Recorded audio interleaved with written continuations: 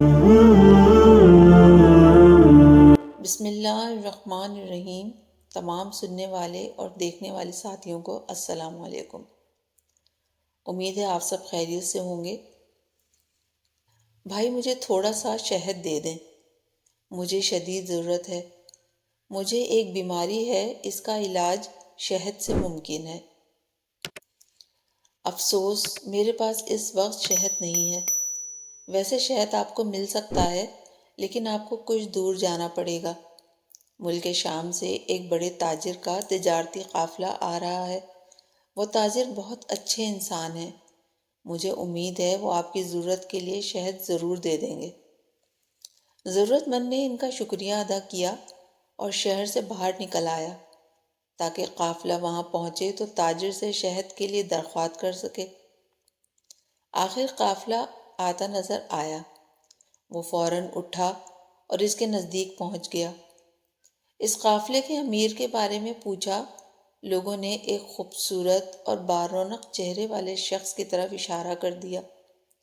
اب وہ ان کی خدمت میں حاضر ہوا اور بولا، حضرت، میں ایک بیماری میں مبتلا ہوں۔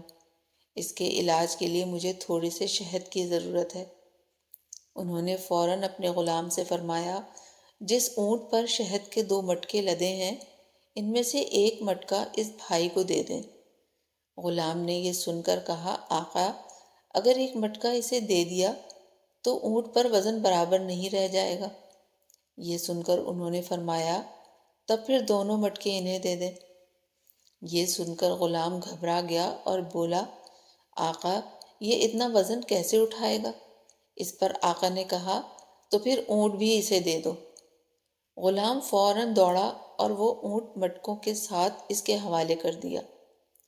وہ ضرورت مند ان کا شکریہ ادا کر کے اونٹ کی رسی تھام کر چلا گیا۔ وہ حیران بھی تھا اور دل سے بے تحاشا دعائیں بھی دے رہا تھا۔ وہ سوچ رہا تھا، یہ شخص کس قدر سخی ہے۔ میں نے اس سے تھوڑا سا شہد مانگا، اس نے مجھے 2 مٹکے دے دیے۔ مٹکے ہی نہیں، وہ اونٹ بھی دے دیا جس پر مٹکے لدے ہوئے تھے۔ ادھر غلام اپنے آقا کی خدمت میں حاضر ہوا تو آقا نے غلام سے کہا، جب میں نے تم سے کہا کہ اسے 1 مٹکا دے دو تو تم نہیں گئے، دوسرا مٹکا دینے کے لیے کہا تو بھی تم نہیں گئے، پھر جب میں نے یہ کہا کہ اونٹ بھی اسے دے دو تو تم دوڑتے ہوئے چلے گئے، اس کی کیا وجہ تھی؟ غلام نے جواب دیا، آقا، جب میں نے یہ کہا کہ 1 مٹکا پورا دینے سے اونٹ پر وزن برابر نہیں رہے گا تو آپ نے دوسرا مٹکا بھی دینے کا حکم فرمایا۔ جب میں نے یہ کہا کہ وہ دونوں مٹکے کیسے اٹھائے گا تو آپ نے فرمایا، اونٹ بھی اسے دے دو۔ اب میں ڈرا کہ اگر اب میں نے کوئی اعتراض کیا تو آپ مجھے بھی اس کے ساتھ جانے کا حکم فرما دیں گے، اس لیے میں نے دوڑ لگا دی۔ اس پر آقا نے کہا، اگر تم اس کے ساتھ چلے جاتے تو اس غلامی سے آزاد ہو جاتے، یہ تو اور اچھا ہوتا۔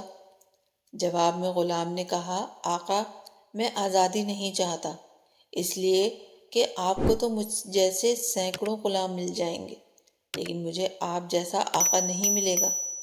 میں آپ کی غلامی میں رہنے کو آزادی سے زیادہ پسند کرتا ہوں۔ آپ کو معلوم ہے یہ آقا کون تھے؟ یہ حضرت عثمان غنی رضی اللہ تعالی عنہ تھے۔ سبحان اللہ۔